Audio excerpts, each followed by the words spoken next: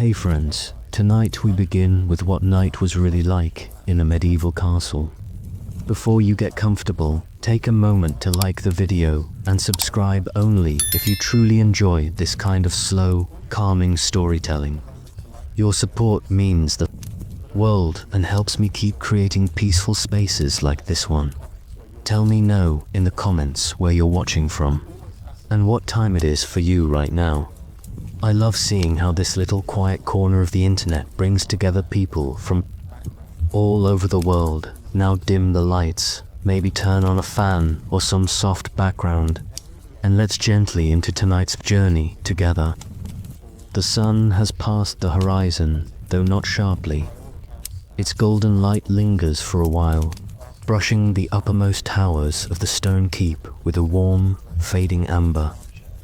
The air has begun to settle, after the long toil of the day of carts trundling. In and out of the gates, of voices raised in the courtyard, of servants rushing between kitchens and chambers, there is a shift in the rhythm of the place. The castle begins to lean toward night, not abruptly, but like a large beast settling slowly into slumber. Above the gatehouse, a watchman adjusts his stance. His shift continues, but now his gaze drifts more often to the growing darkness beyond. The curtain walls. He pulls his wool cloak tighter, though the breeze is light. It's not cold yet, not truly, but the damp of the stone makes everything feel cooler once the sunlight fades. Beneath him, the portcullis has already been lowered. The heavy iron grid, rimmed with thick oak beams, hangs in place like a jaw, clenched shut. No one comes in or out now, not unless the Lord himself commands it. Within the bailey, there are still quiet sounds. The clinking of tack as a stable hand finishes tending to the horses, the creak of wood as doors are latched and shutters drawn. Someone coughs. Somewhere, a child calls softly for her mother. These are not the sounds of work anymore, but of people winding down. Even in this place of stone and discipline, even behind walls made to withstand siege, people seek their beds. Eventually, in the kitchens, long since past the roaring bustle of dinner, a few remaining hearth embers glow dully beneath iron grates. The large central hearth has been raked and cooled, its heavy cauldron cleaned of whatever stew it last held. The scullions, younger and slower, wash dishes by candlelight. Their hands are red from the chill of water in iron basins. The cook has already left, her day having begun before sunrise. She sleeps in the chamber above the larder, a privilege earned after many years of preparing food for dozens each day. Upstairs, the Lord's hall has quieted. Earlier, the chamber had been filled with the scraping of wooden chairs on flagstone, the murmur of conversation, and the occasional bark of laughter or rebuke. A large fire still crackles in the hearth at one end of the hall, though no one tends it now. It is mostly there to keep the chill from the stone, and to cast light across. The carved oak beams above.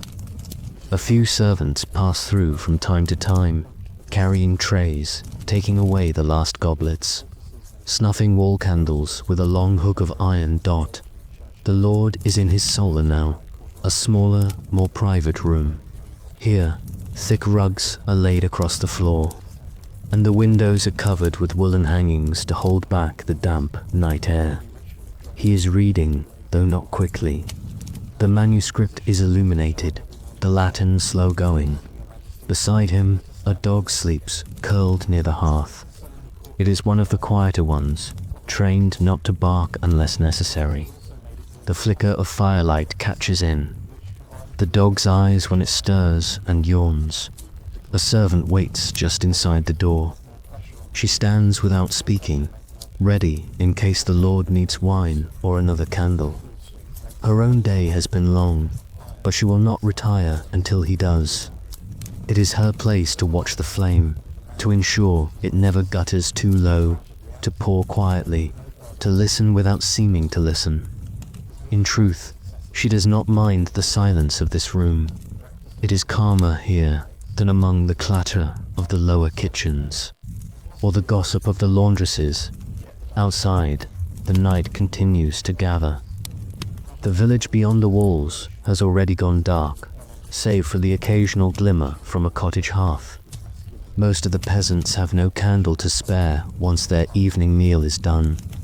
They sleep early, bundled close to one another, sometimes alongside animals for warmth. But here in the castle, the night stretches longer. Light lasts longer. Tasks linger, drawn out by the slow passage of time between supper and slumber. Somewhere in the lower corridors, a clerk is still awake, scratching with a quill in the margins of a ledger. His candle sputters as he works to finish the day's tallies. In the chapel, a monk kneels alone, offering a quiet prayer under the gaze of painted saints. His breath fogs slightly in the air, even though the space is enclosed. The altar candle wavers as he bows. In the dormitory near the servants' hall, straw mattresses are being rolled out. Two of the older maids are already curled beneath woolen covers, whispering to one another before sleep takes them. The younger ones are still brushing hair or giggling softly about something said during the meal. Their voices carry in the stillness, but no one hushes them. Soon they will sleep deeply and wake again before the sun above in the tower chamber. The lady of the castle prepares for bed. A handmaid helps her out of her gown, folds it carefully, and sets it on a wooden chest. A basin of water is brought lukewarm, scented faintly with lavender from the garden. The lady's hair is long, and it takes time to braid. She does not speak much during this ritual. Her eyes are heavy. Outside her narrow window, the stars have begun to emerge, but she does not look at them tonight. The castle is not yet silent. Fires still burn in hearths. Candles still flicker. But there is a slowness to everything now, a hush descending like mist through corridors and chambers, draping itself gently over everything. Night has begun in earnest, and with it, the rhythm of rest takes hold. As the light faded completely from the sky, the great hall once bustling with noise and motion fell into a hush, only broken by the occasional footstep or murmur of a sleepy servant. High above, banners stirred softly in the indoor breeze, catching the flickering light of torches now freshly mounted in wall sconces. Most of the household had taken their meal by now. What remained was smouldering hearths, half-drunk cups, and scraps for the dogs. In a small room off the hall, the steward finished marking ledgers by candlelight. His quill scratched steadily across the parchment, logging deliveries, grain tallies, and scheduled repairs. The candle beside him burned with a steady flame, its wax slowly forming a collar around the base. He was alone, save for a servant girl waiting silently near the door, eyes heavy-lidded, shifting her weight from foot to foot. When the steward finally looked up, she jumped slightly, then stepped forward to collect the inkpot, sand, and scrolls. Neither said much. Words were sparing at this hour. Deeper inside the castle, the kitchens had long gone cold. The cooks had left hours ago, save for one old woman who dozed on a stool near the hearth. She had stayed behind to keep an eye on the cooling embers, and the soup pot hung above them, meant for a sick stable hand who would wake soon in need of something warm. Her head bobbed gently with sleep, a woolen shawl wrapped around her shoulders, steam rising in ghostly wisps around her. In the quiet, even the click of a mouse behind the grain bins seemed loud, above. In the Lord's solar, heavy drapes muffled the sound of the wind outside. The walls here were lined with tapestries depicting scenes of loyalty and conquest, stitched. in muted blues and browns. The Lord himself had retired early. He now sat beside the fire, robe drawn over his shoulders, his wife across from him with embroidery in her lap.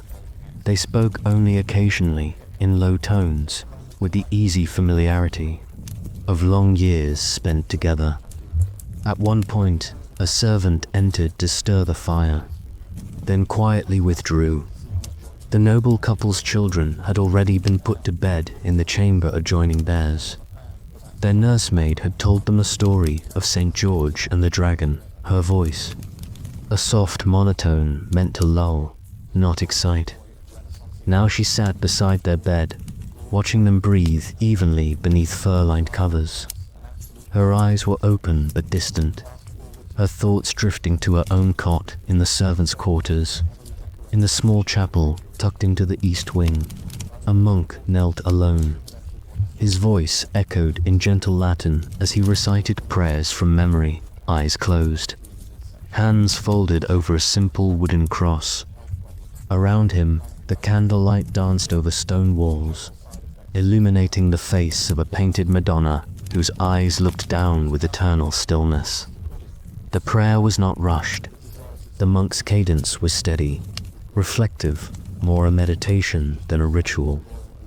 It was not unusual for one or two of the castle's residents to come here during the night for solace, or perhaps forgiveness, but tonight the chamber was undisturbed. Meanwhile, the guards were changing shifts. Boots echoed on the stone steps of the wall walk as a pair of night sentries made their way up. They moved with the casual familiarity of those who had done the task hundreds of times. Once atop the parapet, they relieved the earlier watch with a nod and a few murmured words. The older of the two new guards took position near a crenel, bow in hand, scanning the blackness beyond the walls. The wind tugged at his cloak. He could smell wood smoke from the cottages in the village below and see pinpricks of fire where peasants still stirred. But here, above all, was silence. Elsewhere in the castle, far from the noble quarters, the servant girls whispered quietly as they braided each other's hair before sleep. Their room was small, low-ceilinged, and warm from the heat of many bodies. A single tallow candle burned between them, casting shadows across their simple linen shifts and bare feet. Talk was muted snippets of gossip, dreams of marriage, complaints about chamber pots and calices. Despite their station, there was laughter too, soft and brief, but genuine. The smith, whose forge lay within the inner bailey, had long since doused his fires, but tonight he could not sleep. He sat on a stool outside his workshop, staring up at the stars, a blanket thrown over his shoulders. Beside him, a small cup of ale rested on a bench. His thoughts were his own. The air was sharp, but not uncomfortable, and he remained still for a long while, only shifting once to stretch out a stiff leg. Occasionally, he hummed a low, tuneless sound that drifted out into the empty yard. The castle cat, as always, roamed wherever it pleased. By now, it had slunk through the kitchens, skirted the great hall, and found its way to the chapel. There, it paused, flicked its tail, and padded onward, claws ticking softly on the stone. No one paid it any mind. It was simply part of the night's rhythm, another quiet movement among many in a place that never truly slept near the gatehouse. The portcullis hung heavy above the closed wooden doors, secured for the night. A guard stood beneath it, one hand resting on his halberd, the other holding a crust of bread. His companion sat on a stool nearby, recounting, in a slow drawl, a half-remembered tale of a ghost that haunted the woods beyond the far field. The standing guard only half listened. His eyes remained fixed on the path outside, lit now only by moonlight, and above them all, the tower rose silently against the sky. Inside, the narrow spiral staircases were dark, their stones worn smooth from generations of footsteps. At the very top, in a room with narrow slits for windows, the watchman made his slow circle. He paused every so often to peer through the openings, searching for any sign of torchlight or movement beyond the walls. But all remained still. He breathed out slowly, the air fogging before him, and leaned against the cool stone. It was going to be another long, quiet night. This was the castle after dusk, not a place of ghosts or danger, but of hushed tasks, worn routines, and the slow winding down of a day lived within walls that had stood for centuries. It was not the silence of death, but of sleep, heavy and communal, spreading like mist through halls and chambers alike. The courtyard, now breathing in the deepening quiet, was never truly still. Beneath the overcast sky, starlight caught on the rivets of a shield leaned near the blacksmith's hut, and the ground was faintly dimpled with hoofprints from the last rider through. From above, flickers of torchlight danced across the mossy stone walls like restless spirits, leaving behind golden stains on old limestone, each telling its own soft tale. This was not a courtyard built for beauty, though time had lent it a kind of aged grace. It was a working space, gritty and worn, with edges dulled by the decades and corners rounded by the passing of boots and barrels and carts. Here tradesmen crossed paths with squires. Here dogs curled in shadowed hollows, while guards quietly whispered over tankards of weak ale, voices low and warm. From the main gate to the stables, the cobbles underfoot told stories of long-forgotten messengers, of huntsmen returning at twilight with red deer, of children chasing chickens when no one watched, of a fleeing thief once caught under moonlight and dragged back by the collar of his tunic. Even now, with most inhabitants asleep, a lone washerwoman trudged across it with a wooden tub in her arms, still damp from rinsing linens in the stream below. She moved without rush or worry, wrapped in a woolen shawl, her breath curling above her in soft clouds. Along the courtyard's far edge, the stables exhaled the scent of warm hay and horsehide. One restless mare pawed gently at the ground, her ears flicking, perhaps unsettled by distant thunder or the absence of her usual groom. An apprentice boy, not more than 13, dozed in the loft above her stall, half buried in straw, his tunic smeared with dust and the day's effort, in sleep. He gripped a bridle as if it might be called upon in a dream. A small group of night guards made their rounds. Their steps echoed lightly, cloaks brushing the stone as they passed through the arched passageway connecting the courtyard to the keep. Their movements were practiced but quiet. They had done this 100 nights before. Their eyes scanned the same parapets, their ears listened for the same sounds. A drawbridge creaking under tension, an owl's cry from the woods beyond the wall, or worse, silence that felt wrong. But tonight, like most nights, the air only held peace. Closer to the kitchens, a small annex room glowed faintly. Inside, the undercooks and scullions finished their last tasks by low firelight. A pot of barley stew simmered gently for the night. Crew and the hearth crackled softly. A scullery maid scraped the last crumbs from a trencher with her fingernail, muttering to herself in a dialect that had never been written down but had been spoken in these lands for centuries. A cook, bald and red-faced, leaned back in his stool, cleaning under his nails with a knife, humming something that might once have been a hymn or simply the rhythm of his mother's weaving wheel.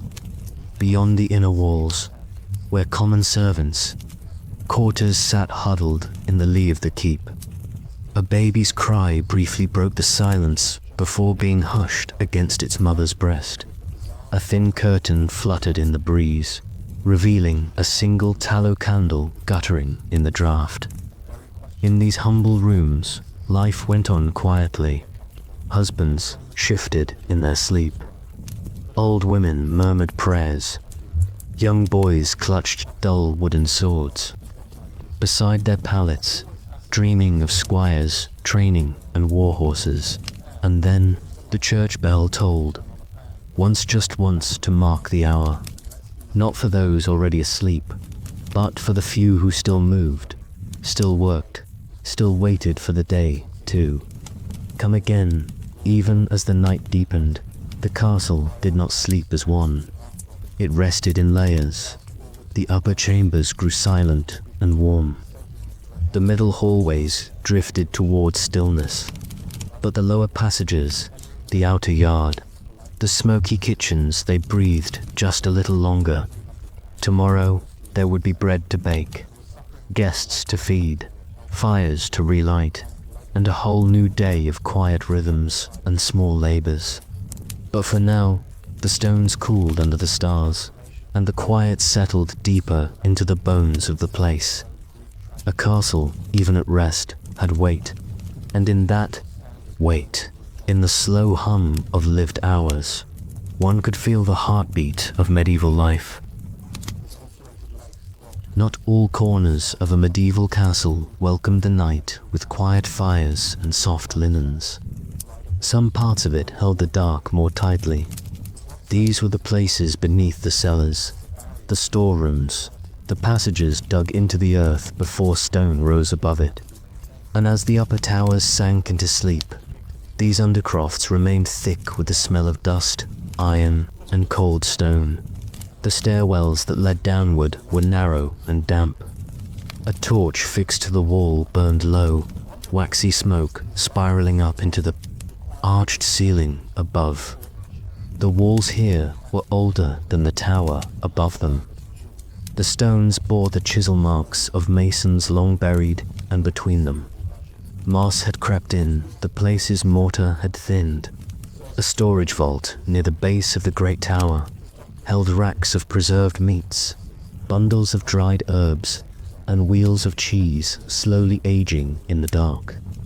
The air was dense with scent, earthy and sour, pungent and rich. Barrels lined the walls in perfect rows, their iron hoops dark with condensation.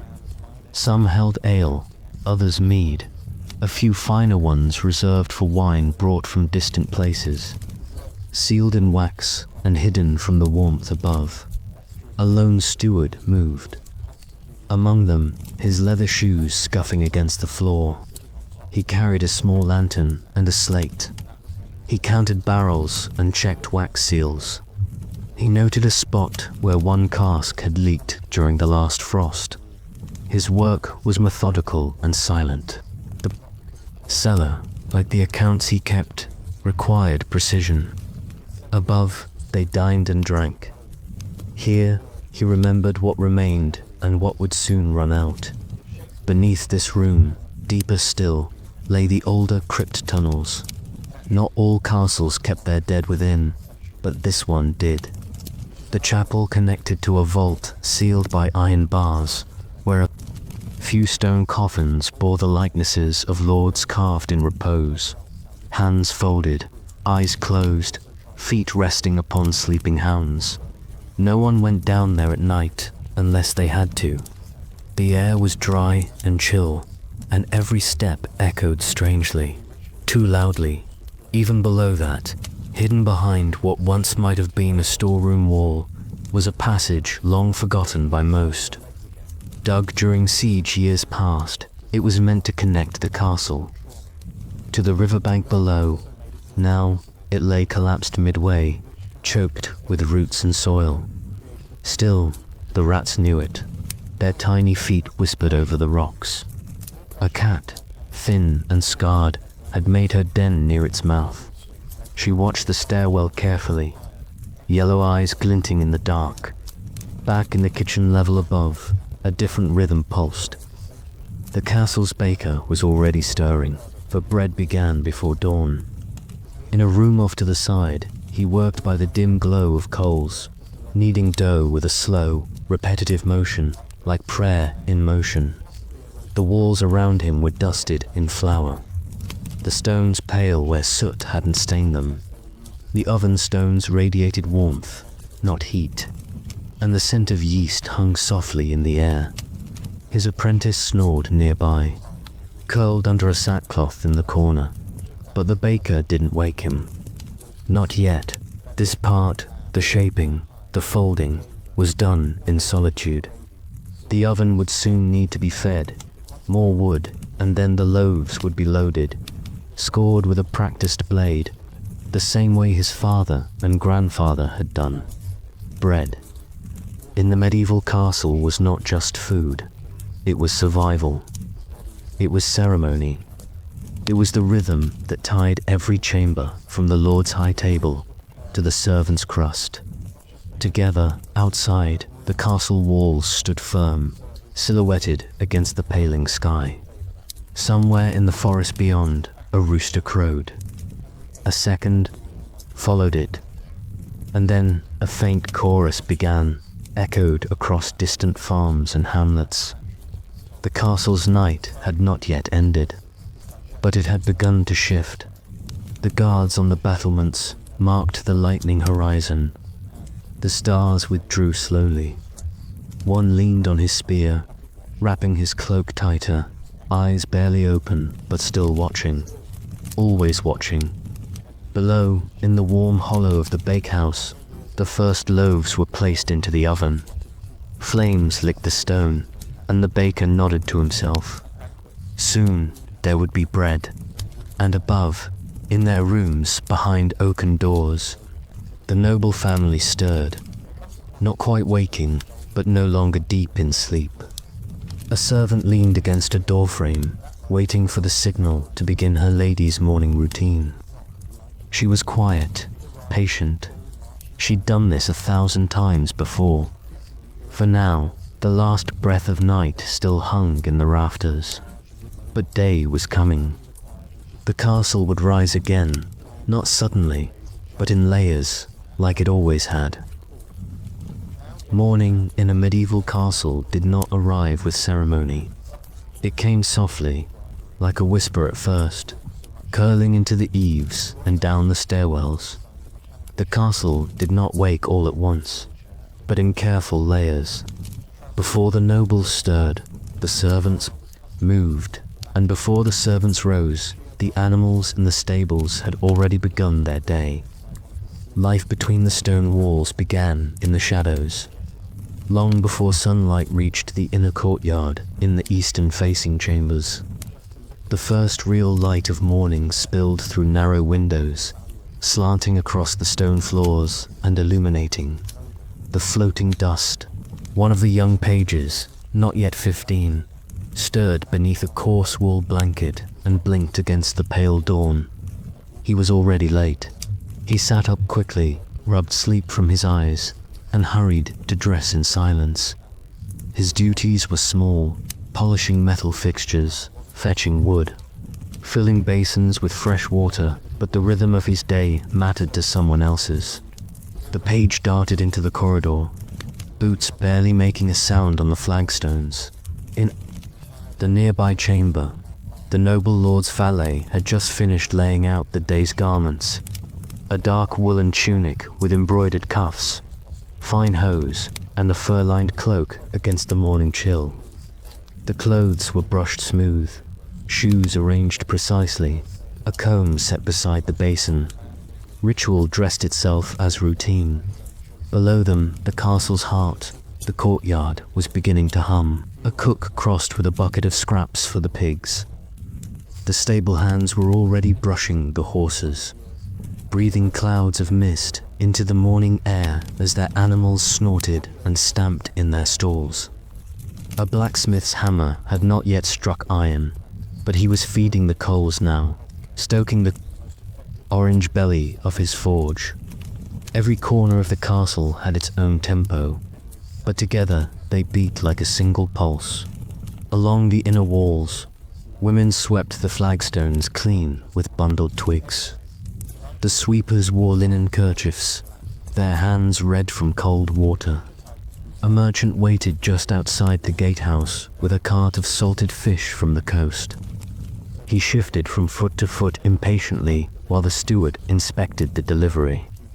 Against a small ledger scratched in faded ink, the gate guards stood with halberds crossed, yawning behind their helmets but alert enough to notice if something was off. Inside the kitchen, already dense with smoke and heat, the cooks moved in practiced sequence. A pot of porridge bubbled. Over the fire, bread rested in a wooden trough beside a basket of eggs. The castle might be built for war, but it ran on food, and it was the kitchen that kept its defenses strong. A serving maid tasted the morning broth and winced too much. Salt. She stirred in a measure of oats to calm it, just as her mother had taught her in the armory. Two squires practiced under the eye of a seasoned knight whose chainmail glinted beneath his woolen surcoat. Wooden swords cracked against shields with rhythmic clatter. The knight said nothing, only gestured for better footing, better form. The squires were learning more than how to fight. They were learning to read the space of the castle, to move through it with purpose, to wait. The chapel bell rang. A single clear tone carried across the courtyard. The sound drifted through windows, across rooftops, through the kitchens, even down into the servants' quarters. It was not a summons, but a signal. The day had fully begun. In the castle's solar, a warm, sunlit chamber, often used by the lord's family, a lady sat with her daughters in needlework. Embroidery was not merely pastime, it was pedagogy. Each stitch taught patience, focus, precision, the same virtues their brothers learned with sword and saddle. They worked in silence, the soft scrape of needle on cloth a gentle accompaniment to the morning's bustle below. Outside, the falconer strode across the yard, with his bird hooded and still. He whispered softly to the creature, adjusting its jesses and glancing skyward. Training falcons was as much about understanding silence as it was about command. The bird blinked slowly, adjusting to the scent of the morning dot. By mid-morning, every tier of the castle was in motion. The kitchen servants delivered trenchers to the great hall. Slabs of stale bread used as plates, and the fireplace was fed anew. A minstrel tuned his instrument in a shadowed corner, not because a performance had been ordered, but because tuning was part of his morning, just as it had always been. In a corner turret, a young scholar sorted through scrolls by the light of a high window. These were records of land disputes, harvest yields, a lord's letters to other households. His fingers smudged with ink, he muttered Latin phrases under his breath, correcting the scribe's shorthand as he went. The scrolls smelled of wax and dust. Some of them had not been read in a generation. Even the pigeons in the upper rafters, nested in the beams of the highest towers, began to coo with more purpose now. The rhythm of a medieval castle's morning wasn't dramatic, was layered, deliberate, orchestrated without fanfare. By the time the sun reached its late morning height, the stone walls were warm to the touch. The flags stirred gently in the breeze, and the wooden walkways along the battlements echoed with the footfalls of patrolling guards. Above, the towers stood steady against the blue. Below, the castle lived, not as a monument of power, but as a place where people moved, breathed, and worked. Each breath, each movement, each murmur was part of its silent harmony, and in that quiet labor, the soul of the castle was most clearly heard. There is a hush in the moments between midday and dusk, a subtle change in the castle's rhythm that only those who live entirely within its walls come to recognize. The warmth of the sun is past its peak now, and the long shadows begin to draw out across the flagstones. If the morning is about movement and labor, the afternoon is about transition, a drifting between duties. The echo of silence, where once there was bustling dot in the old servants' corridor tucked behind the kitchens. And threading through the belly of the keep, a laundress bends over a wooden tub. Her hands, chapped and red, plunge again and again into the water. The scent of lye soap lingers in the air, mixed with steam and damp wool. Her feet ache from the hours, but she sings under her breath, a melody older than the castle itself. It is not for others. It is a tether to herself, a rhythm she controls when all else is command, not far above. In a chamber behind a thick oak door, the Lord Steward makes quiet notations with a stylus on a wax tablet. He's keeping account of firewood stores, tallying barrels of ale, noting which sacks of flour have weevils. It is the unseen math of survival.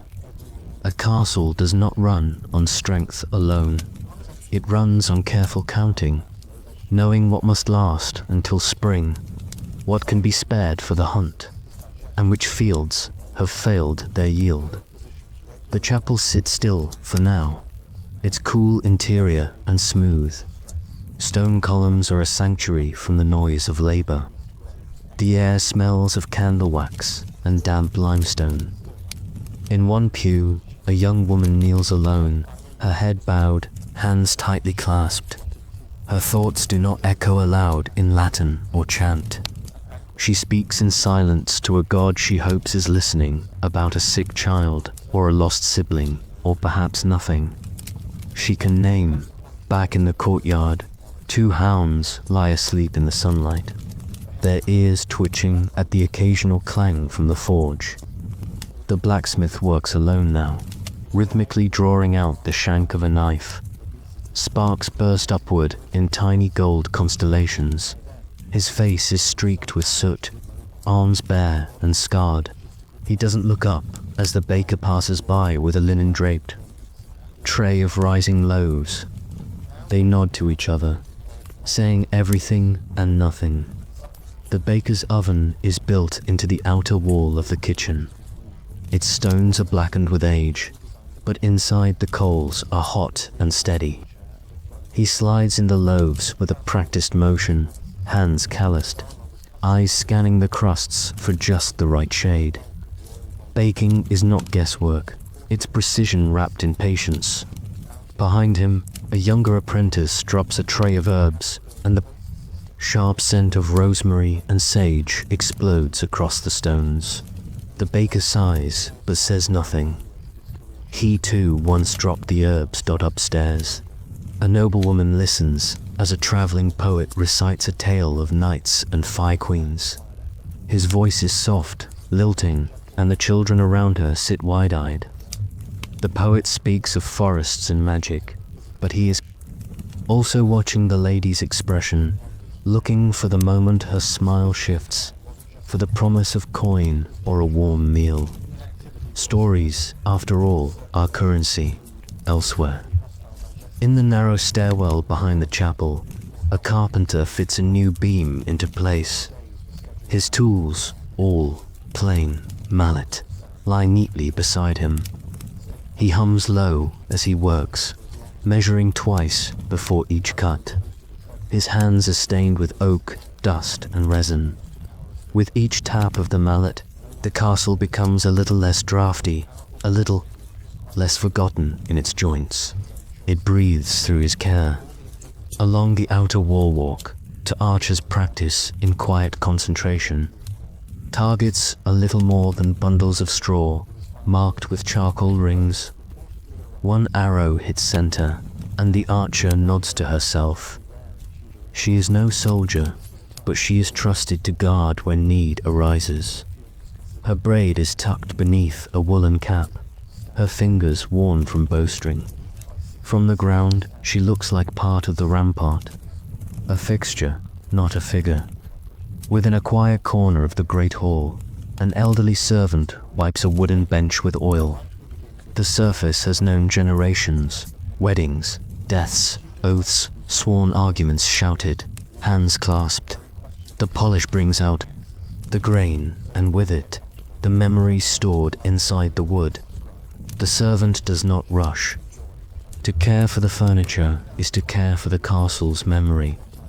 The bees are active this hour, near the herb garden. Monks tend them to men in plain robes with stained fingertips. One checks the wax comb, the other scribbles notes in a ledger. Honey is gold here, for food, for healing, for trade. And the bees, they are partners in the castle's quiet economy. Their humming joins the ambient music of birdsong and distant laughter. Children's laughter, to be precise. From the courtyard, where a rare moment of play has broken loose. A ring game, a chase. One of them trips and laughs harder, a nursemaid. Nearby watches, a spindle in hand, but her eyes on the children's safety. The castle, so often somber in its work, carries a heartbeat of joy in these small, unrehearsed moments. On the far side of the kitchen yard, a pig is being led to slaughter. 2 men and a boy, each holding ropes, approach the pen. The pig senses what's coming. It squeals, fights. It is not a scene of cruelty, but of necessity. Meat must be preserved, salted for winter. The blood, once spilled, will be caught in a basin, and none of the animal wasted. Still, the boy averts his gaze. He is learning that even life within the walls carries its price. In the cellar beneath the great hall, a cooper mends a barrel. His candle flickers, casting shadows that stretch long against the casks. He taps the rim with a metal hoop, checking for gaps. Wine and ale cannot be wasted to rot or leakage. His fingers feel for imperfections before his eyes can spot them. He works in near silence, save for the occasional scurry of rats nearby, indifferent to his purpose. Distantly, a horn blows from the outer tower, a signal, not an alarm. A messenger has arrived on horseback, muddy and tired. A stable hand rushes to meet him, taking the reins as the rider dismounts stiffly. The message is not urgent, a letter from another household, perhaps, but the ceremony of arrival matters. A letter carried by hand is a precious thing, and the scribe must be summoned to record it.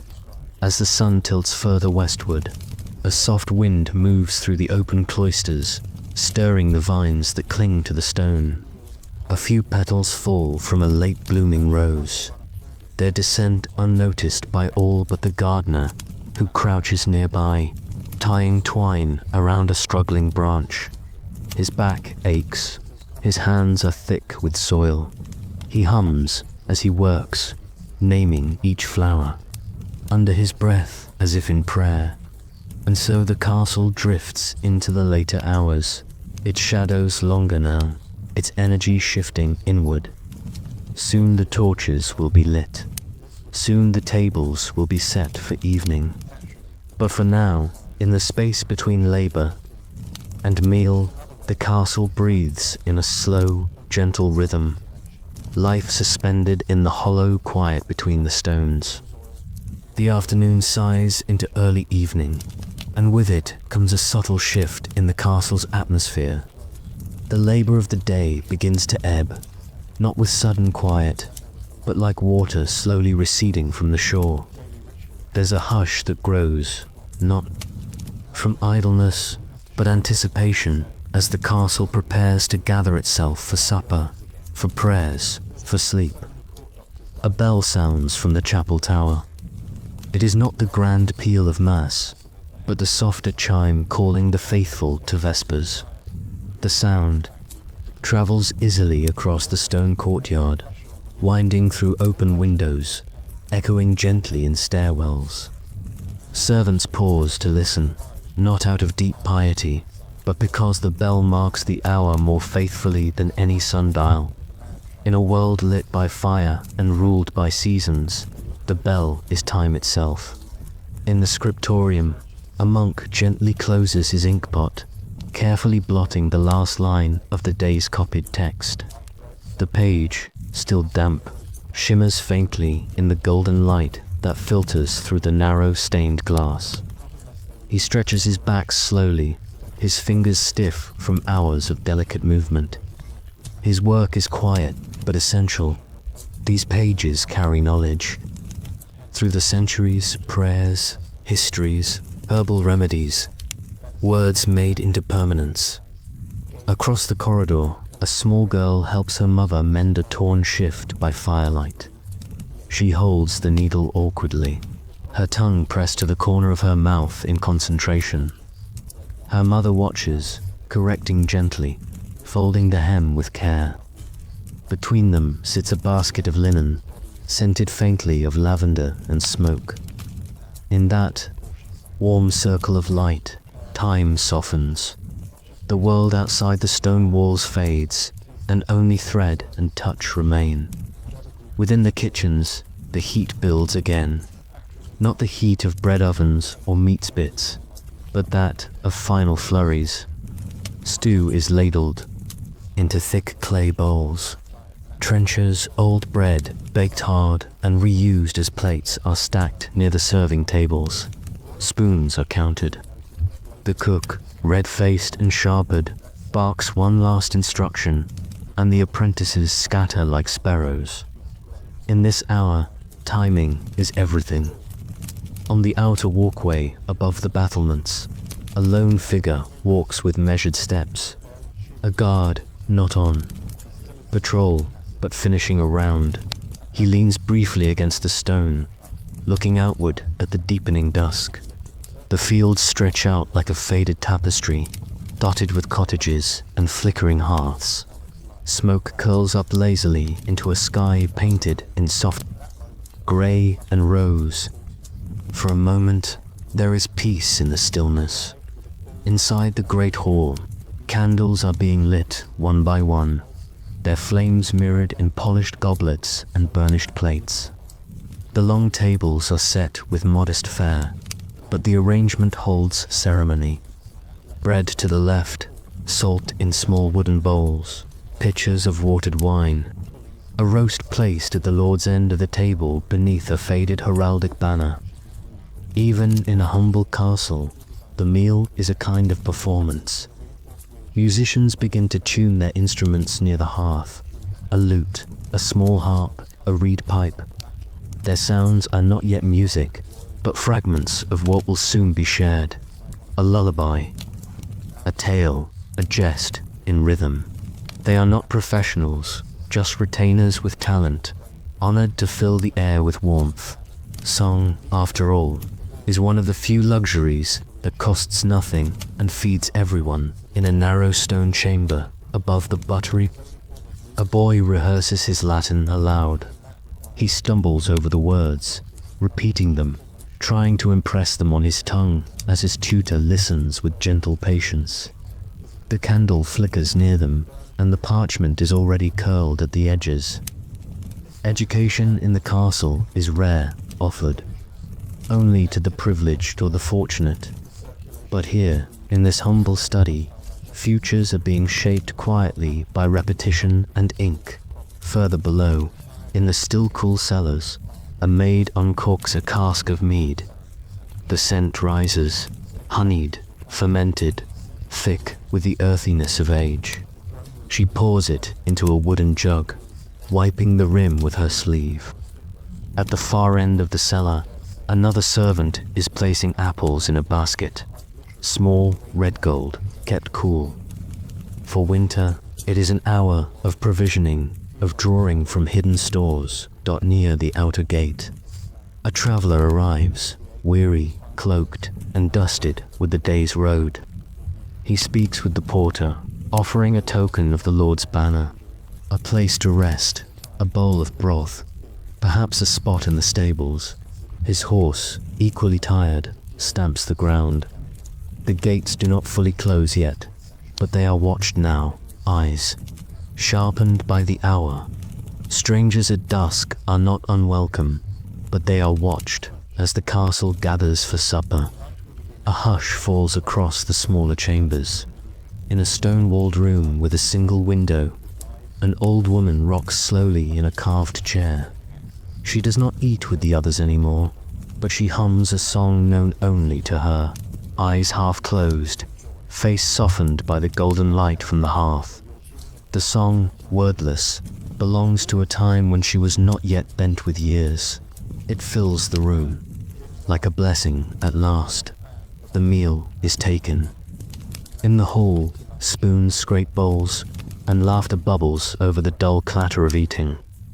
The Lord speaks little, but watches carefully, noting who eats well, who glances nervously, who whispers. Meals are not just nourishment, but politics. A seat at the table, even at its farthest end, marks belonging. In a corner, two young boys whisper a plan to sneak honey bread from the kitchens, to find the hidden staircase, to stay awake just one more hour. Their plot, grand in their minds, is built on candlelight and crumbs. They do not know that a watching nurse has already guessed it and smiles faintly behind her hand. Above them, in the chambers lit by tallow lamps, a woman prepares for bed. Her hair is unbound, combed slowly by a maid. She wears a nightrobe made of heavy linen, its cuffs embroidered in red thread. A prayer is murmured. Her bed, canopied and curtained, smells of lavender and old wood. Outside her window, the wind picks up slightly, and she pulls the blanket close. As night deepens, the castle exhales.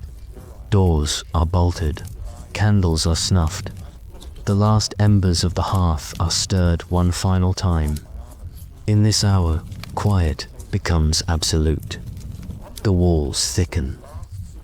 The air slows, and the voices that rose at dusk now retreat into sleep.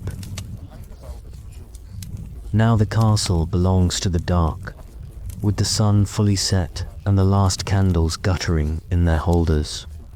A deeper quiet wraps around the stone walls like a thick woolen cloak. No clang of armor now, no barked orders, no chatter or clatter. Only the occasional crack from the hearthstones or the rustle of straw as some sleeper shifts in their bed. This is not silence. Exactly, the night has its own language, older and softer. The wind hums faintly through arrow slits. Mice whisper through grain stores. A hound near the gates lets out a long, slow sigh, curling tighter into its blanket. The castle has not stopped breathing, it has only changed its rhythm in one. Of the upper turrets, a boy lies on his back, staring at the beams above, listening. Not for danger, but for the sounds that mean everything is as it should be. The soft padding of his mother's feet on the rushes, the click of the wooden latch on the chest where the herbs are kept, the hoot of an owl just beyond the shuttered window. These noises are familiar. They are anchors in the dark. On the ramparts, a lone guard makes his second circuit. His torchlight flickers against the parapet, barely pushing back the black. He hums under his breath. Not a song really, more a rhythm to pace his steps. He taps the haft of his spear lightly with each footfall. The stars are faint tonight. Clouds drift high and silent. Somewhere to the south, thunder rolls distantly, like a cart rumbling far away. Below him, a chambermaid slips barefoot through the corridor, a folded cloth pressed to her nose to block the smell of chamber pots. She has one task left before sleep, to check the fire in the lady's chamber. She moves without sound, as if not to wake the very stones, and pauses at each creak in the floor. At her waist, a small pouch of dried lavender swings gently with each step. It sent her only comfort in the dark. Down in the stable, the horses shift uneasily. A foal whinnies softly in its sleep, kicking its legs. A groom, too weary to climb the servant's stair, sleeps propped against a feed bin, wrapped in an old cloak. Above him, the roof groans faintly in the wind. Hay rustles. Dust dances in the shaft of moonlight from the loft window. The world here is warm and filled with breathing. Back in the main hall, the great hearth is now just a bed of coals. A lone ember glows like a distant planet in a sea of ash. Shadows stretch impossibly long across the flagstones, shaped by the angles of candle stubs left burning near doorways. Rats will come later, but not yet. The fire still has its voice, quiet as it is. The occasional pop, a sigh, the collapse of a brittle blackened log. The Lord sleeps lightly, trained by years of war and worry to wake at the smallest sound. His chamber is sparsely lit, only one tallow candle beside the bed, its wax pooling thick and slow. He turns once beneath the covers, one hand never far from the dagger beneath his pillow. His dreams are cluttered, not nightmares, but burdens. Rents unpaid, grain spoilt, old rivals stirring beyond the hills. Elsewhere in the castle, dreams bloom softer dot. In the kitchen, the cook's apprentice curls on a bench with her apron still tied. She dreams of butter, of cakes, of rolling pastry that does not tear. The fire there is long dead, and the cold of the stone seeps into her bones. But she does not wake. Not yet. In the servants' dormitory, a girl sleep mumbles a nursery rhyme. A string of nonsense words, half remembered from her mother, who had learned them from hers. Another girl shifts beside her, grunts softly, then settles again. A mouse scurries across the beams above, bold in the hour when no feet threaten it far below. In the deepest part of the castle, the cellar remains utterly dark. Its walls sweat. The barrels hold their secrets. In a locked chamber nearby, old ledgers sleep beneath dust, next to cracked candles and broken scales. The past waits here, stacked in silence, not forgotten, just still. The chapel is always quiet at night, but it feels different in this hour. The air is colder, the shadows deeper. A candle flickers beside the altar, kept lit through every night by sacred duty. The Virgin gazes down from the stained glass above, eyes made grey by the absence of sunlight. A monk kneels in the rear, his prayers silent, his head bowed. He will not leave this spot until the cock crows, and yet, the castle is not without its dangers. A drunk servant staggers through the courtyard, having found a jug of cider, not meant for him. He tries not to laugh too loudly, aware that any noise could rouse a beating. He pisses into a barrel and stumbles toward the stables to sleep it off. His absence will be noted in the morning. In one of the towers, a page has snuck a candle under a blanket and is reading from a borrowed book, a tale of dragons and saints. He mouths the words without sound, eyes wide, skin aglow in the faint golden light. Every creak from the stairwell sends his heart racing. But still he reads, hungry, for more than the day ever gives. Down near the postern gate, the guard assigned there has fallen asleep on a stool. His torch has gone out. A dog barks in the distance, and he stirs, startled, ashamed. He knows what this failure could cost him. He relights the torch with trembling fingers and tries to appear alert as the wind pushes at the old wooden door. Inside the castle walls, sleep is not equal.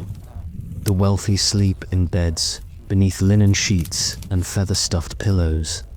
The poor sleep on pallets of straw, under cloaks and coarse wool.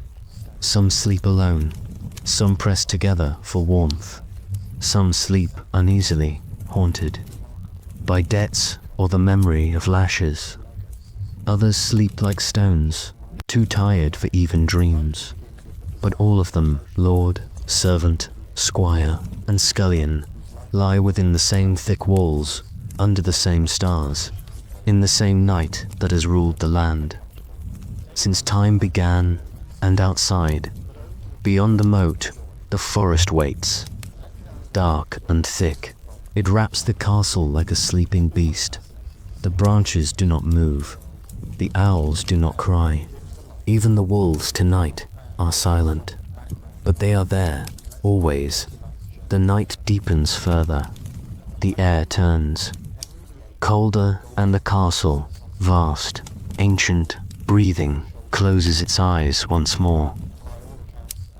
The morning in a medieval castle does not begin with the sun, it begins with motion. Long before the light reaches the narrow windows, footsteps echo in the lower halls. These are not the padded steps of nobility rising to a warm basin and a clean tunic. These are the hard, quick footfalls of labor. The scullery girls rise first, always. Their hands are raw from cold water, and they carry their own weariness like another bucket. The kitchens must be hot by dawn. Fires must be coaxed into life from last night's embers. Bread must rise. Porridge must be stirred. There is no meal in the castle that does not begin in darkness. The cook doesn't shout, not yet, but her glance is enough. One girl drops a ladle, another cuts herself, slicing roots. It's only just begun. Outside, in the pale pre-dawn chill, the courtyard begins to stir. Steam rises from the mouths of the stable boys and the noses of the horses. Hooves clop on the packed dirt as feed is scattered. Harnesses squeak with age and cold. A rooster crows too early, its voice muffled by mist. The boys murmur to the animals as if to calm themselves. The animals don't answer, but they listen. Back inside, the laundress hauls a heavy tub toward the well. Her back aches. Her fingers have cracked in the cold. But linen waits for no one, especially not the underthings of a knight's household. Soap is precious. Water is colder than steel. She hums an old song to keep time as she scrubs, one foot bracing against the barrel to keep it from tipping. The hall, where feasts once roared with laughter, is now swept in silence. A boy with a straw broom and little else tiptoes across the stone, careful not to disturb the few still asleep near the hearth. He gathers last night's bones and rushes, tosses them into a sack, and lays down fresh herbs underfoot, lavender, thyme, and crushed mint, not for beauty, but for stink. Up above, in chambers where daylight creeps in through horn-paned windows, the wealthier occupants stir more slowly. A lady sits on a stool as her maid combs the sleep from her hair. The comb catches on knots, and neither of them speak. A basin of cold water waits to rinse her face. Her gown is heavy, embroidered, scented faintly with rose. It has not been washed in weeks. Down in the armory, metal sings. A boy of 12 sharpens blades. He's not supposed to be there alone, but the master at arms is still in bed. The whetstone rings as he works, his fingers black with oil and grit. Chainmail rusts overnight if it isn't dried. Swords must be cleaned, polished, returned to racks. He imagines wearing one, but for now he only touches them with a cloth. Elsewhere, life that is not human also stirs. The dovecote flutters with wings. The dogs bark once, then settle. The cat slinks from the kitchen with blood on her chin. She's earned her keep tonight. No one questions where the rats go. In the garden, a frost still clings to leaves and turnip tops. A servant tiptoes through, with a knife to cut herbs. She speaks to the plants softly, though she knows they do not care. And always. Someone is mending something. In a small sunlit alcove, the castle's cobbler stretches leather. His knees crack as he leans over his bench. A boot is torn, a strap broken. He hums through his nose as he threads his needle with bone-handled care. Outside his door, a woman darns a child's tunic, her stitching neat but fast. Wool doesn't last long in weather like this. A carpenter hammers somewhere. The sound is dull and deep, like a heartbeat in the wall. A barrel has split in the cold. A chair has cracked. There is always something in need of repair. The castle is old, and its body breaks slowly. Like a man's teeth or a woman's patience, the chapel bell rings. It is not loud, but it is clear. It is the call to prime, the first of the canonical hours. Those who hear it pause. Some cross themselves. Some pretend not to notice. The monk who rings it has not missed a morning in 40 years. His hands are twisted with age, but he pulls. The rope as if it were the one task that still belonged only to him. Back in the kitchen, the porridge is thick. A girl scrapes the bottom of the pot with a wooden spoon, licking her finger when no one is looking. The cook tastes it and grunts approval, perhaps. Plates are not yet laid, but the meal will be ready. A fire crackles now, and light dances. On the blackened pots above, in the great chamber, the steward opens the shutter and winces at the cold. He scans the courtyard with a practiced eye. He sees the missing, notes the slackers, nods at the early risers. He carries the castles, accounts in his head, down to the last bushel and coin. If he forgets even one figure, someone may go hungry before month's end. Even now, as the day truly begins, sleep still clings to the corners. In the sick room, an old woman mutters fever dreams. Her breath is shallow. The herbs have not helped. A girl holds her hand, unsure what else to do. No one speaks here unless they must. Death is no stranger in a castle, but it is never welcomed. The blacksmith finally begins to hammer. The sound is sharp, waking the last of the sleepers like a warning. Sparks rise, and a wheel turns. Outside, the sun crests the eastern tower. Light spills across the courtyard like gold poured from a pitcher. The castle is fully awake, but still, it is hungry. It always is. Its stones need tending. Its fires need feeding. Its halls need sweeping. Its tables must be laid. Its animals must be brushed, milked, shod, sheared. Its people must work and eat and work again. Survival is not glory. It is not battle or banners or ballads. It is this labor, this rhythm, this quiet, relentless work that no one writes poems about. The scoured pot, the turned earth, the mended sock, the real life of a medieval castle. In the hush between duties, the castle breathes again. Once the morning scramble ends, a slower rhythm returns. A woman carries an empty pail back from the well, her back straight now, the weight gone. A baker dusts flour from his arms and opens the side door to let the air change. The sun has warmed the stones just enough that the frost begins to lift. Mist curls away from the eaves. This is the hour for quiet labor, in a room that once housed noble guests. Two needleworkers sit side by side on low stools, bent over a length of linen stretched taut across a frame. One works in fine silk blue, thread for waves, green for vines, gold for halos. The other mends a torn sleeve with rough wool. Both are silent. Both are artists in their way. The room smells faintly of beeswax and lavender. Beneath the floor, in chambers colder and darker, the butler and cellarer count stocks, barrels of ale, wheels of cheese, bags of grain tied shut with twine. Everything has its place and number. Too much spoilage, and winter will bite hard.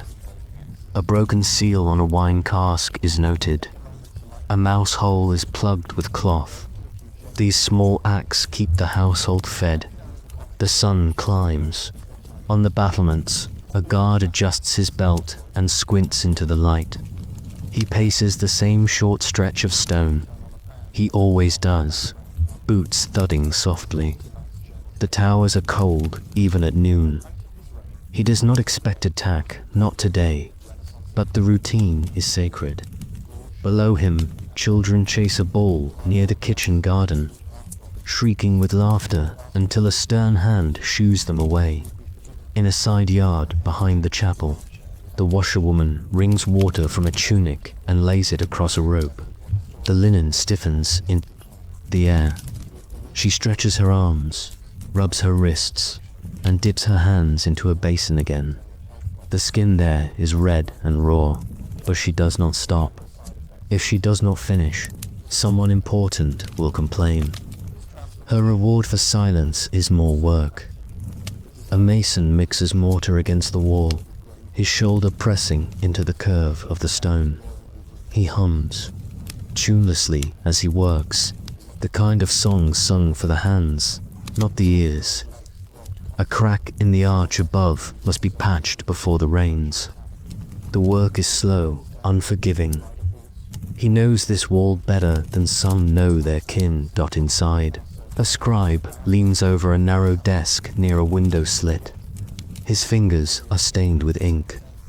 He copies a list of dues owed from tenants: barley, eggs, candles, wool. He does not smile. He does not frown. His world is the scrape of the quill, the scent of the parchment, the way a well-formed letter looks when it finally dries. Outside his chamber, no one remembers his name, only that he writes dot in the orchard behind the east. Tower, a boy knocks apples from a gnarled tree with a crooked stick. His sister gathers them in her apron. The apples are small and hard, the kind that keep well in barrels. One has a worm.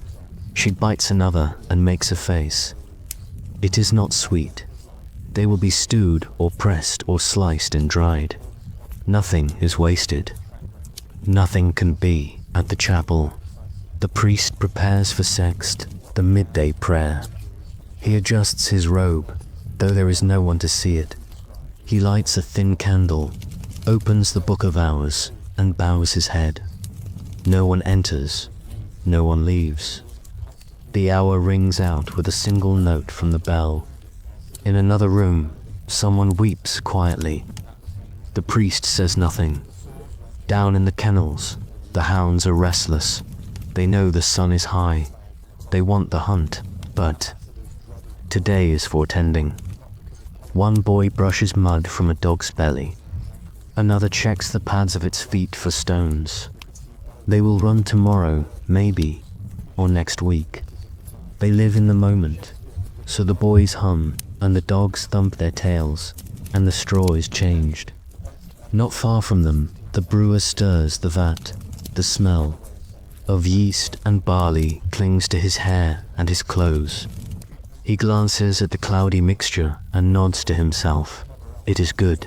It will keep. He doesn't taste it, not yet, but he knows its moods better than most people. A little warmer tomorrow, and it will be perfect. The castle's cook steps outside for a moment. She breathes in the air, hands on her hips. Her hair is damp with sweat. Behind her, a girl scrapes bones into a pot. Another grinds herbs with a pestle. The broth must be done by vespers. She wipes her face on her sleeve and re-enters without a word. No one notices that she limps. There are carpenters in the north wing, fitting a new door. The old one split when the hinge gave way. The wood is fresh and smells of sap. One man jokes quietly, but the others are focused. If it isn't square, it won't hang. If it doesn't hang, the chamber is cold. If the chamber is cold, someone noble will suffer. So they work in rhythm, rasp, check, tap, repeat. The hall begins to fill again, faintly. It's not time for a meal, not yet. But a few pass through, a knight inspecting the beams, a steward checking for dust, a child retrieving a forgotten toy. Sunlight now pours through the upper windows, catching the bits of straw still clinging to the rush-strewn floor. The air smells of tallow and thyme. In the garden, a woman cuts leeks. She holds each one like it's precious. Dirt stains her fingertips. A child stands nearby, holding a basket and asking too many questions. She answers some others. She lets drift into the air. There are no bees yet, but she watches the sky just in case. The plants are slow this year. Or perhaps she is just impatient. A castle is not just walls and towers. It is mortar and hands, thread and thought, fire and patience. It is the 1,000 daily choices to fix, to lift, to feed, to serve, to endure. There are no heroes in this hour, only survival. Quiet, stubborn, anonymous survival. And the work continues. Afternoon fades slowly, casting long shadows through the narrow windows dot within the great hall. Quiet anticipation begins to gather like steam over a pot. The air is thick with scents that cling to stone, wood smoke, dried herbs, stale rushes, meat broth bubbling somewhere out of sight. It's nearing the hour of the main meal, and the castle begins, subtly, to shift. Near the entrance to the hall, 2 boys unroll a fresh layer of rushes across the floor. They sprinkle dried mint and lavender among the reeds, not for beauty, but to cover the sour odors of damp cloaks, old ale, and boots that have tread to many muddy paths. One boy sneezes from the dust, but the other continues, careful to lay the rushes evenly, edge to edge. From the buttery, servants emerge with pitchers of watered wine, some plain, some spiced. The jugs clink gently, heavy in the hand. A girl scurries with 2 loaves under her arm, pausing only to peek into the kitchen where fire roars against the hearth wall.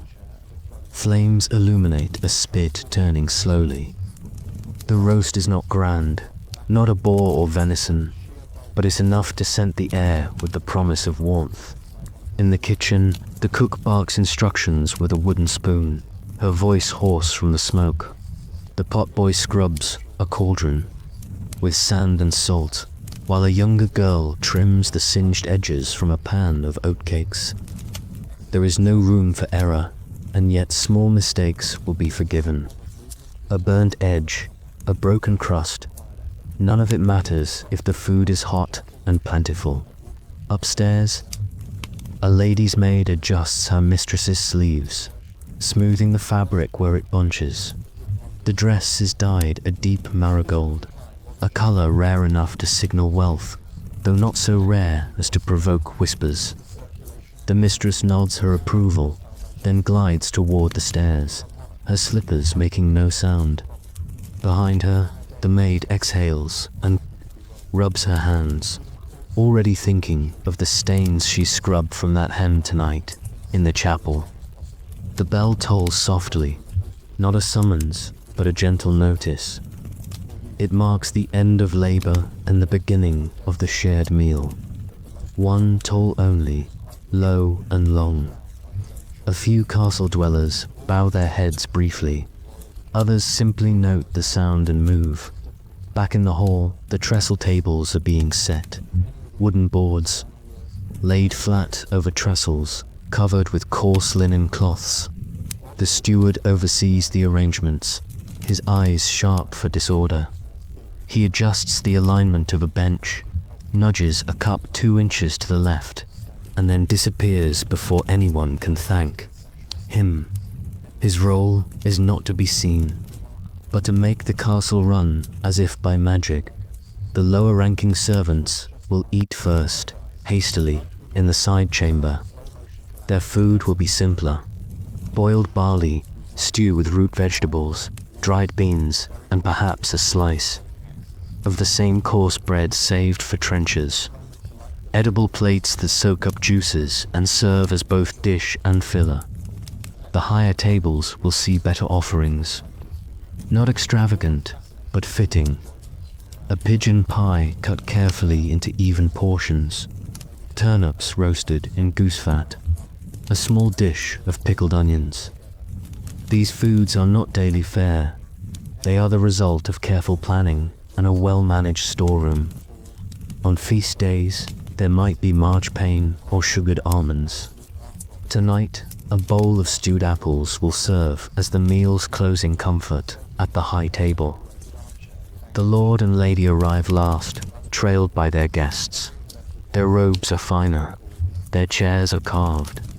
A servant places a clean linen napkin across each lap. This is the moment the entire day has tilted toward.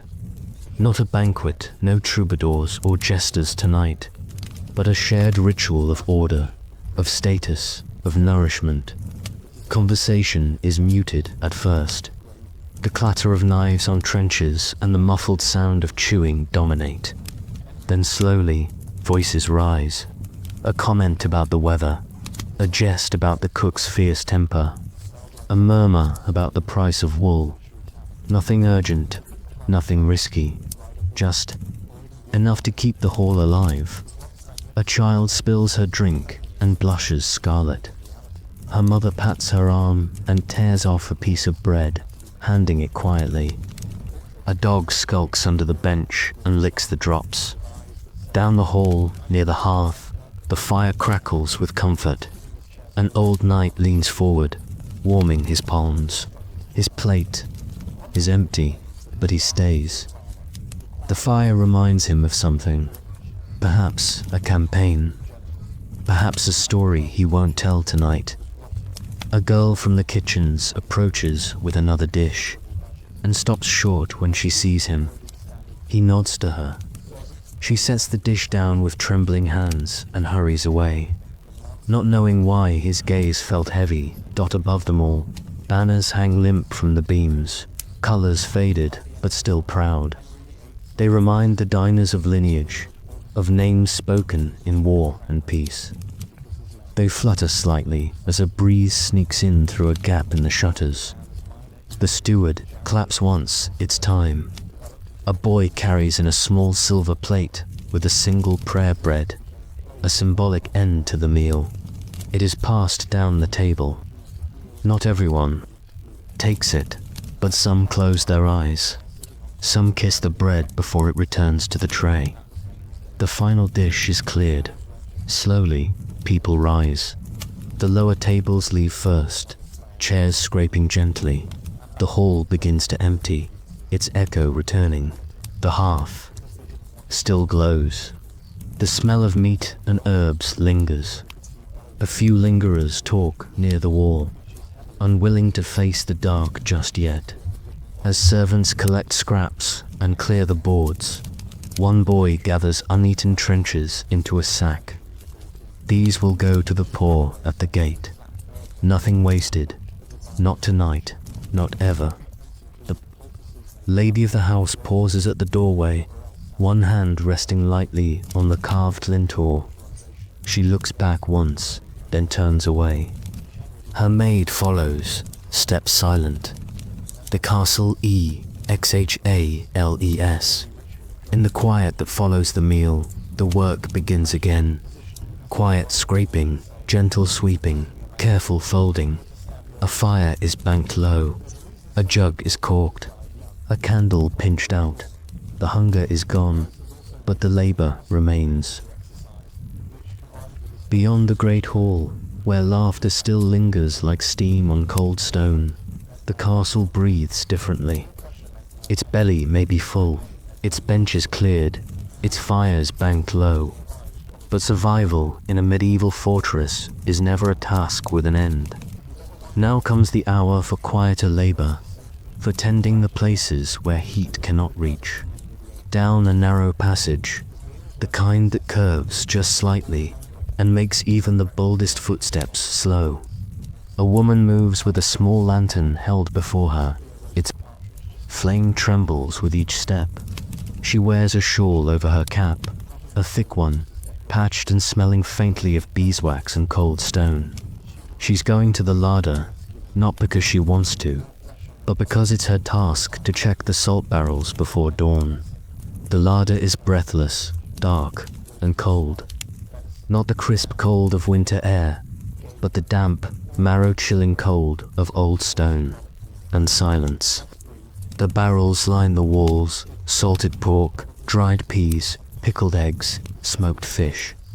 A mouse scurries as she enters, and she pretends not to see. She lifts a lid, smells for rot, stirs with a long spoon carved from hornbeam. All is, well, at least tonight. Elsewhere, the still room is warm with the fading heat of steeped herbs. A novice woman kneels on a stool, scraping the dried heads of lavender into a sack. Her fingers are stained green at the nails from mint and rue. Rows of clay pots sit labelled in cramped Latin: woundwort, comfrey, horehound. The air here smells of sweetness and bitterness layered together. She pauses, sniffing a vial of vinegar infused with sage. It reminds her of her mother, though she wouldn't say so aloud. The older woman beside her doesn't look up. She's grinding dried rose hips to powder, a remedy for cough. A remedy they will surely need before winter is done, down in the cellar. A boy no older than 12 carries a torch along the damp floor. The flame gutters, casting flickers across kegs of cider and casks of wine. He's searching for a leak. One barrel is slowly weeping into the stone. He touches the rim, licks his finger. Yes, apple. He frowns. He knows what comes next. He will need to wake the Cooper dot above. In the solar, where the highborn sleep, a seamstress works by lamplight. She has been sewing since dusk, a tear in the Lord's cloak, a frayed hem in the child's nightshirt, a button chewed loose from habit more than need. Her fingers are stiff, but the quiet of this hour soothes her. Beside her, the fire crackles low, reflected in the polished brass basin. Nearby, she hums, not a song, just a rhythm to mark the stitches. Her needle dips and rises, the thread pulled smooth.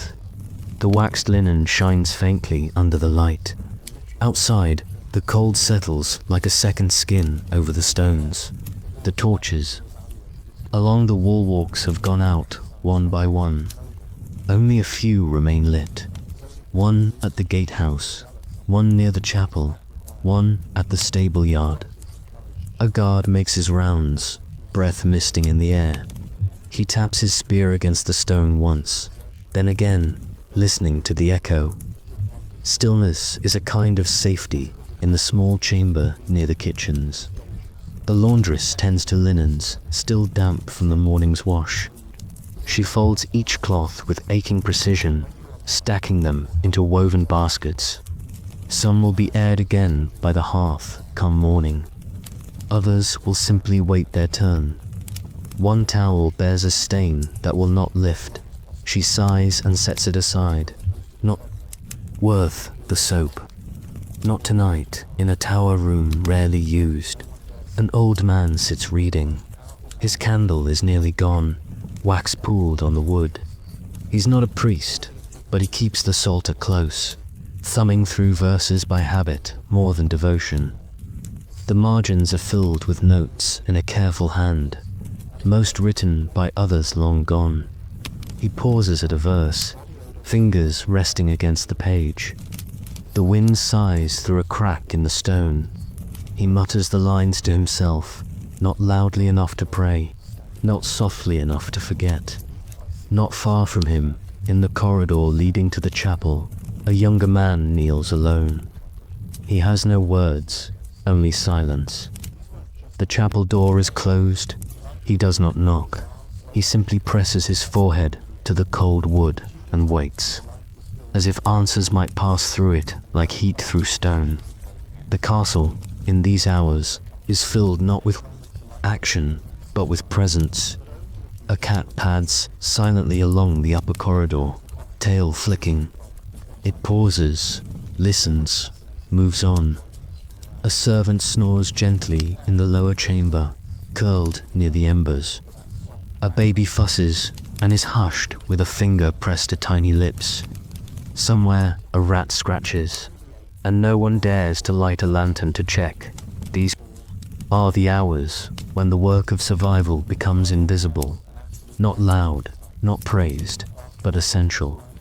Clothes folded, floors swept, salt barrels checked, prayers unspoken, all while the rest of the world dreams, and the castle, vast, ancient, humming with life, does not sleep. Not truly. Its walls remember too much. Its stones hold too much. Warmth from the past to cool entirely. The hour is late. The fire is low. The breath of the keep is steady, slow, and in the quiet places where heat cannot reach. Hands still move, eyes still watch, and hearts always still hope for morning.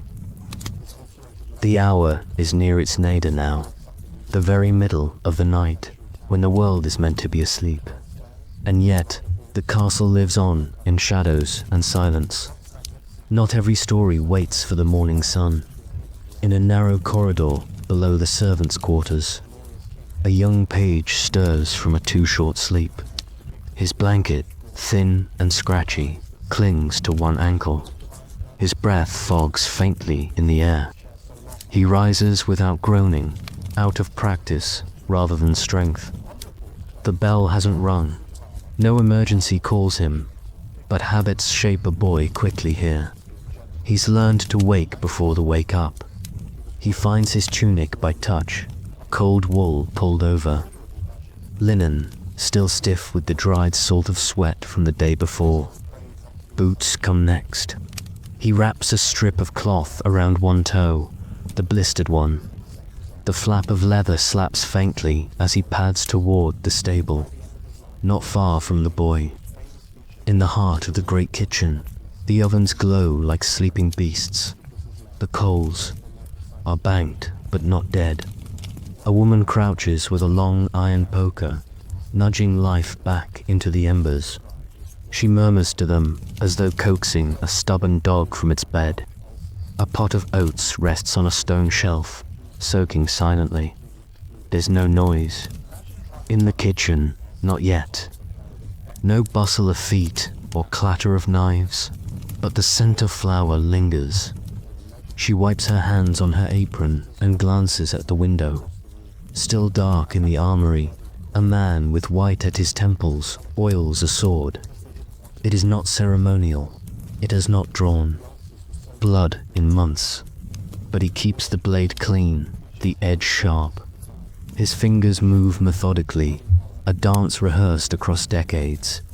He does not expect battle, but he does not expect peace either. He pauses to stretch his shoulders. The ache never fully leaves now. He sets the sword back on the rack and checks the hinges on the chest. One creaks. He notes it. He will fix it before dawn. In the chapel, the air is colder than stone should allow. A priest kneels before the altar, not praying, not exactly, but listening. His hands are still folded against his chest. Behind him, candles gutter low. Wax pools in small drips like tear trails. One of the candles extinguishes itself with a faint hiss. The smell of it, soft smoke and old wax, reminds him of funerals. He makes the sign of the cross, not out of need, but out of habit. Elsewhere, in the passage near the garderobe, a servant hurries with a slop bucket. This is not a glamorous task, but it's his duty tonight. He breathes through his mouth and does not speak. The steps are slick in places. He takes them carefully. Behind him, the castle pretends to sleep in the master's chamber where tapestries hang to ward off drafts. A child stirs in her sleep. She dreams of snow, though it hasn't fallen in weeks. Her nurse, half dozing in the corner, watches the girl's face twitch with imagined cold. She rises quietly and tucks the blanket higher. On the roof walk, the wind blows sharp.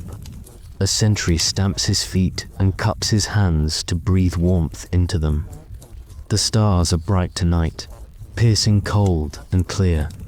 He scans the hills beyond. The wall, but there is nothing. Just sleeping fields and brittle trees. The sentry listens for hooves or voices, for the low bark of a dog. But the world below remains still. Even the river that cuts through the valley sounds muffled beneath a thin crust of ice dot in the east tower. A chambermaid refills the brazier with kindling, careful not to stir the sleeping noble. Her hands move silently. She replaces the pot of water on the trivet, ensuring it will be warm for the morning's wash. She smooths the wrinkles from the bed's edge. Then she tiptoes out, pulling the door closed behind her. Back in the cellars, rats shift among the barrels. Their feet scratch faintly against wood and straw. A cat waits patiently near the stairs, tail wrapped neatly around its paws, eyes half closed but always watching. The castle's heartbeat slows now, but does not stop. These are the quietest hours, when only the unseen move, when only the tired still serve. The keep itself seems to exhale, timbers creaking with the release of warmth from stone. Not all within the walls are awake, but not all are asleep either. The fire in the great hall has burned low, embers glowing faintly like watchful eyes. A final log crackles and collapses into ash. No one is there to see it, but the moment matters. This too is history, not just the battles or the births, but the hour when a castle, cloaked in darkness, does not rest but endures. It listens to the wind, to the groan of hinges, to the whisper of the cold in the cracks of its walls. And somewhere, unseen, another servant stirs, another duty calls. Another moment flickers into life before vanishing again into the folds of the night. A door opens, not loudly, but just enough to click in the dark. The latch is old and iron, and even in its careful movement it protests softly, like a breath drawn in surprise. The boy who opens it has no torch, no lantern. He doesn't need one. He's taken this path many times. He isn't a noble or a knight, not even a page. Just the son of the baker's assistant, but tonight he carries something more important than rank. Bread. A small bundle wrapped in cloth, still warm from the stone oven. It's for the priest in the tower, who fasts through the day but breaks the silence of night with a crust soaked in broth. The boy walks carefully. The stones underfoot are slick from condensation. He passes a cat, or maybe the same cat from before, who flicks its tail and vanishes around a corner. The hallway narrows here, cut into the original keep before the castle expanded. He knows every bump of it. One turn leads to the buttery, another to the chapel. He turns left.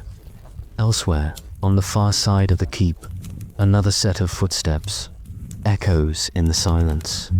These belong to a guard making his third pass along the outer walkway. His eyes are tired but sharp, trained over years to distinguish wind in the trees from footsteps in the brush. Tonight, there's only wind. Still, he watches, Below him, the kitchen garden lies dormant. The herbs that flourished in spring are brittle now, the last of their strength dried into bundles hanging over the kitchen hearth. He can smell sage if he breathes deep enough. A candle burns behind a shuttered window. He notes it. It wasn't burning on his last round. Perhaps someone is writing, or praying, or simply afraid of the dark. Back in the armory, the old soldier wakes again, restless. He lights a stub of wax and walks toward the alcove where the spare bows are kept.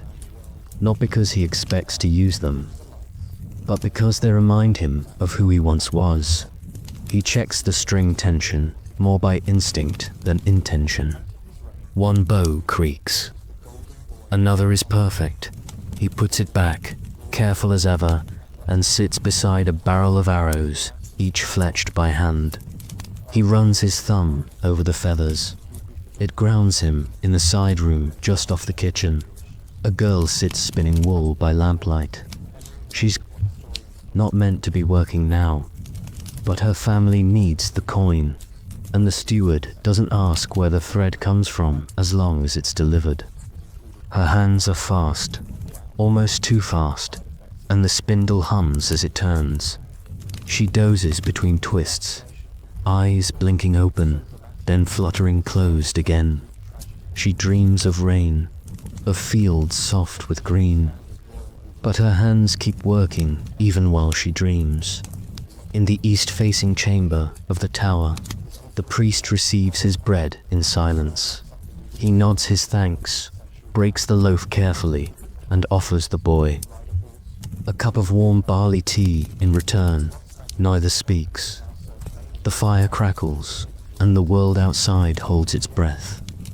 The priest, once a scholar in the cathedral schools far away, now writes only in the margins of old books.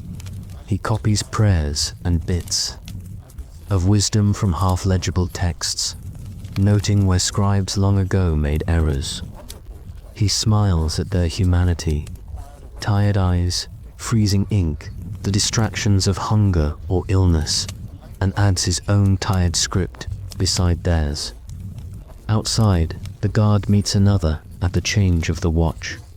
They speak softly, not about war or crime or even politics.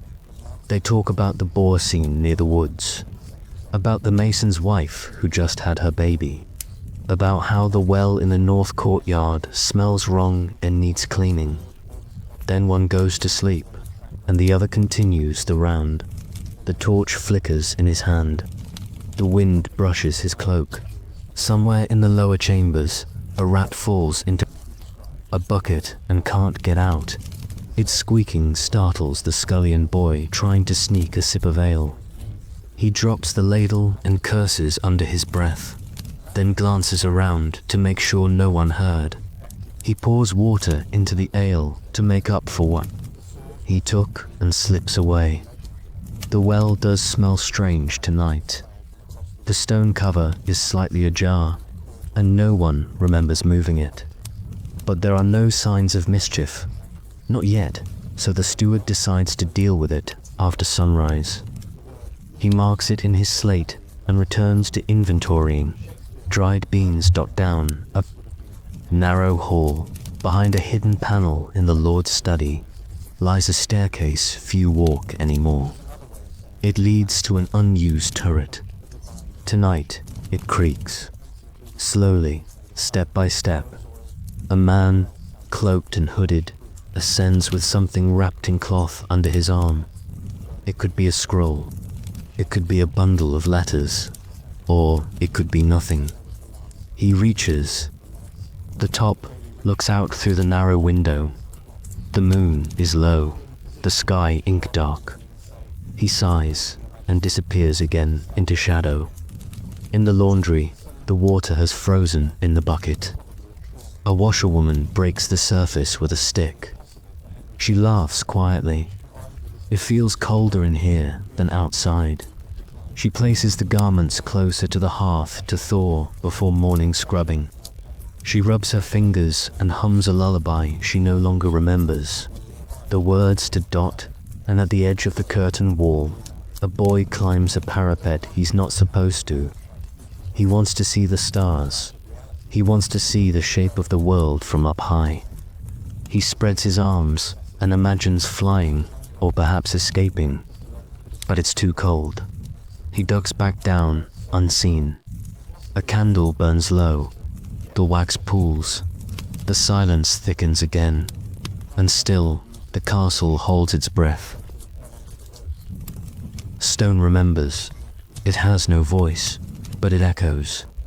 Long after footsteps have faded, long after the torches have burned out, the walls of this castle keep something behind. The thick, lime-washed interiors drink in the heat by day and sigh it back. Out at night, like lungs exhaling warmth into the bitter chill. This is an old castle, older than the stories most tell about it. The mason's marks on the cornerstone are worn smooth, unreadable even by the steward who knows every door and passage. Some say the foundations were laid when the Normans came.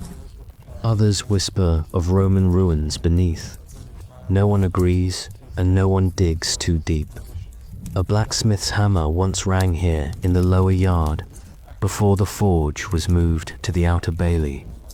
In the silence of night, the ghosts of that rhythm sometimes return, not in sound, but in the memory of the walls themselves. A pulse, a presence, a heartbeat made of iron and flame. In the gallery above the hall, tapestries sway gently. No one walks here now, but they move. Not enough to notice, not unless you stare for too long. One depicts a hunt, stags fleeing through the trees, pursued by knights whose faces are now threadbare blurs. Another shows a battle no one remembers, the names of the dead long forgotten. Still, the spears gleam faintly when the moonlight catches them through the high, narrow windows. In the room beside the chapel, there is a chest. It is locked, not with a key, but with an iron bar fitted through rings, worn smooth by centuries of opening and closing. Inside are vestments, threadbare, some and a small cup carved from olive wood. It is older than the castle. No one uses it now, but no one dares throw it away. On the floor below, a servant dreams. In his sleep, he walks the corridors barefoot, though in waking life, he's never dared to. In his dream, the castle is brighter, the walls are clean, the tapestries new, the stones warm beneath his feet. He knows where every stair leads, even the ones that don't exist. He smiles in his sleep, though no one sees it. The steward wakes and feels, as he often does at this hour, a vague unease. It isn't fear, not really. More like the sense that something has just passed by, a breeze, a presence, a shift in the room. He lights a lamp, checks his slate again. Nothing out of place. But he leaves the lamp burning this time. A bat circles the high eaves of the great hall. It does this every night, feeding on the moths drawn in by the lighted arrow slits. It knows every beam, every niche.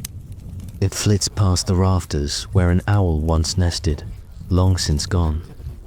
In the stillness of the room, the beat of its wings is loud as a whisper, and in the Lord's chamber, a child cries. A soft, whimpering sound muffled beneath layers of wool. The nurse, sleeping in a chair, stirs and lifts the child gently, rocking without words. Her eyes are ringed with fatigue, her hands chapped from winter air. She hums something tuneless. The crying stops. Outside the walls, wind presses against the banners. They strain at their poles, but do not tear. A fox prowls along the frost-edged ditch, its breath visible in the moonlight. It watches the drawbridge, then vanishes into the black woods beyond, back inside. The old chapel's bell does not ring, though once it did, every hour through the night. The bell cord snapped years ago. No one bothered to replace it. Still, some say they hear the sound faintly, just before dawn. Near the hearth, the embers whisper stories. To those half asleep, the cracking of wood becomes speech. A name, maybe. A place, a word forgotten. It's easy to believe, in this silence, that the castle is trying to speak in the hidden spaces between stone and wood mice nest. They are careful, clever, quiet. One darts from a hole, scampers across the kitchen stones, and disappears again with a crumb. The cat doesn't move. It watches with ancient patience. The watchman pauses by the north tower. He leans against the parapet, hands tucked into his cloak. He looks out at the trees, at the frozen thatch of the village beyond. One chimney smokes the miller's, perhaps, or someone's still awake, telling stories to stay warm. Inside the castle, the firelight flickers lower, shadows stretch. Night deepens. Those who sleep, dream. Those who watch, wait. And the walls, thick, enduring, unyielding, remember. By the final hours of the night, even the cold begins to change. It no longer bites as sharply as it did at midnight. It settles, it waits.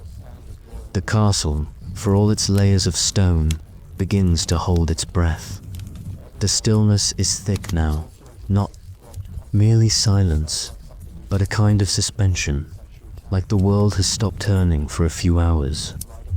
No footsteps, no voices, no stirring beyond the soft creak of timber and the occasional drip of thawing ice. Even the mice pause, nestled deep in the thatch of the upper storerooms. The great keep, for all its mass and might, feels like a sleeping beast, slumbering beneath its blanket of frost. In one small chamber tucked beneath the outer wall, a scribe lies curled on a pile of cloaks, his ink-stained hands folded under his cheek. Earlier, he worked by candlelight, copying the Psalter until his eyes blurred and his fingers cramped. The page he left behind remains open, the final line barely completed. In the margin, a flourish, a playful bird chasing a snail, unfinished mid-sprawl. The wax of his candle has pooled, long cooled dot in the cellar beneath the pantry, casks. Rest, ale mostly, and mead. The air is thick with the scent of earth and yeast and damp stone. A single rat stirs in the gloom, sniffs, and settles again. No movement here tonight. The brewers sleep soundly above, their work done by daylight. A dog whines in its sleep beside the kitchens, dreaming of open fields and warm meat. Its legs twitch, its ears flick at sounds only it can hear. When it wakes, it will forget the dream, but something of it will stay in its eyes. Up in the tower, a young guard nods, startled awake by the sound of his own breath. He grips his spear tighter, unsure if he'd drifted off or merely blinked too long. The torches have burned low. He wonders, for a moment, what time it is. How much longer until the bell tolls the start of the morning watch? He rubs his arms, breath, clouding the air, and resumes, pacing slowly, carefully, boots crunching the frost that's crept in around the frame of the door. In the chamber where the steward keeps his scrolls, a wax tablet lies marked with tasks for the day ahead. Check granary, repair shutter in chapel, confirm eggs from tenant farmer. He will read these by candlelight before sunrise, yawning, already thinking of his noon rest. But for now, the scrolls sleep under cloth, unread, undisturbed, outside. The stars are beginning to fade, not all at once, just a soft lessening of contrast, a dimming of the firmament. The moon hangs low, pale and tired. Somewhere in the woods, a bird makes its first tentative call. It is not answered. The hour is too early, the world not yet ready, but the castle senses it in the great hall. Cold beams of pre-dawn light begin to slip between the arrow slits, tracing long fingers across the stone floor. Dust dances in them. No one sees it, but it happens just the same. A private show for the mice and the ashes and the aging stone. The nurse by the fire rocks a child who now sleeps. Her eyes are half-lidded, her hum long faded into silence. She does not hear the first cock's crow from the village beyond the walls, but she feels it, a kind of shift, a stirring in the bones that all who live by the rhythm of light and dark can sense. Beneath the castle, in a tiny cell near the crypt, an old monk prays. He has been awake for some time, murmuring the same words over and over, not because he expects to be heard, but because the act of saying them matters. His voice is soft, dry, barely above a whisper. The stone absorbs it, holds it, tucks it into its ancient memory, and slowly, gradually, the sky turns. The guard on the tower sees it first. Not the sun, not yet, but the faintest warming of the horizon. A smudge of blue where before there was only black. He straightens, breath visible in short steaming bursts. He taps the door with his knuckles, a quiet signal to the man below. Almost time, inside the castle, the rhythm begins again.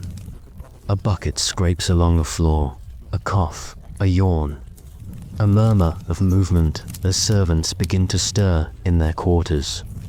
Blankets are pulled aside, cloaks thrown over shoulders. Coals are coaxed back to life. The quiet hum of human habit returns. No bells yet, but soon. A cook lays kindling in the hearth. A groom lifts a lamp and moves toward the stables. Someone sneezes, and in the loft above the great hall, a boy cracks open a shutter just enough to peek at the lightning sky. His breath fogs the glass. He smiles, a little. It is not yet morning, but the night has ended. The castle exhales. As the first true rays of light breach the towers, they strike gold. Not real gold, but the faded flaking leaf on a carved beam in the chapel, gleaming just for an instant. A silent blessing from stone to sky. And so begins another day in the world behind the walls.